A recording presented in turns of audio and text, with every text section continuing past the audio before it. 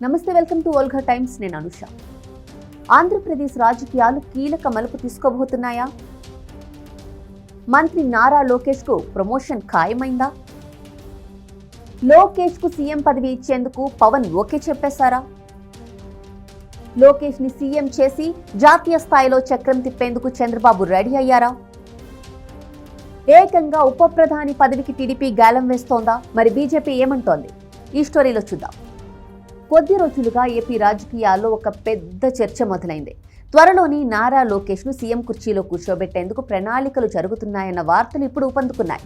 తన రాజకీయ వారసుడు మంత్రి లోకేష్ ను సీఎం సీటులో కూర్చోబెట్టేందుకు పవన్ కళ్యాణ్ కేంద్ర బీజేపీ పెద్దలను చంద్రబాబు ఒప్పించినట్టు సమాచారం. అయితే గతంలో లోకేష్ కు డిప్యూటీ సీఎం పదవిపై అభ్యంతరం తెలిపిన పవన్ కళ్యాణ్ ఇప్పుడు లోకేష్ కు ఏకంగా సీఎం పదవిస్తే తనకు ఎలాంటి అభ్యంతరం లేదని చెప్పినట్టు తెలుస్తోంది.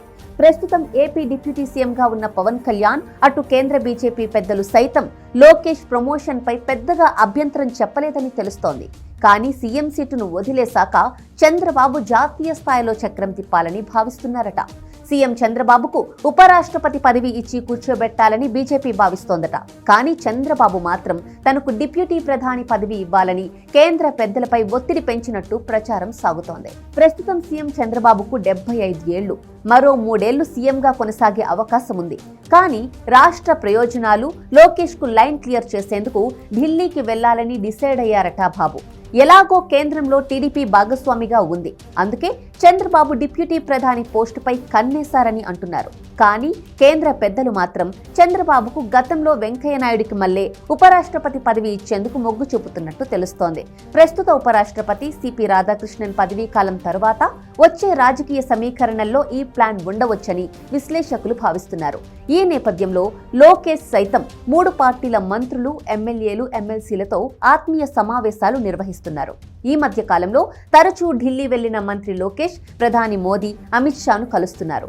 ఏపీలో తన పొలిటికల్ ఫ్యూచర్ ను వారి ముందు ఆవిష్కరించినట్టు తెలుస్తోంది.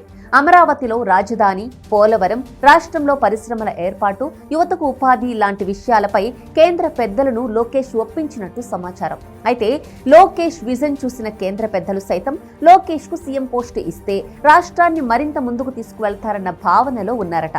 అందుకే లోకేష్ కు సీఎం పోస్టు విషయంలో ప్రధాని మోదీ డిప్యూటీ సీఎం పవన్ కళ్యాణ్ ను శాంతింపజేసినట్టు టాక్.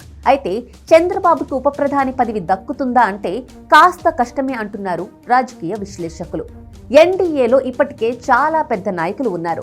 ఈ నేపథ్యంలో బాబుకి ఉప ప్రధాని పదవి ఇవ్వడం అనేది పెద్ద రాజకీయ సందేశం అవుతుందని బీజేపీ భావిస్తున్నట్లు తెలుస్తోంది.